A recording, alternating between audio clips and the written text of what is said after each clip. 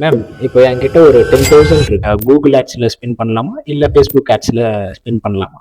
Google ஆட்ஸோ and Facebook ஆட்ஸோ totally different. பர்பஸுமே டிஃப்ரெண்ட்டாக தான் இருக்கும். கூகுளில் வந்து உங்களோட ஆட் ரன் பண்ணுறீங்க அப்படின்னா அது வந்து உங்களோட பிராண்டை விசிபிள் பண்ணும். லைக் நீங்கள் எங்கே இருக்கீங்க, என்ன ப்ராசஸ் பண்ணுறீங்க, எல்லாத்தையுமே உங்களை தேடுறவங்களுக்கு விசிபிள் பண்ணும். இதுவே நீங்கள் ஃபேஸ்புக்கில் ஆட் ரன் பண்ணுறீங்க அப்படின்னா உங்களோட ப்ராடக்டை விசில் பண்ணும். எக்ஸாம்பிளுக்கு நீங்கள் ஒரு ரெஸ்டாரண்ட் வச்சுருக்கீங்க அப்படின்னா அந்த ரெஸ்டாரண்ட்ல இருந்து டெய்லி ஒரு போஸ்ட் போட்டுட்டே இருக்கீங்க. நான் ஒரு யூசரா அதை பார்க்குறேன்.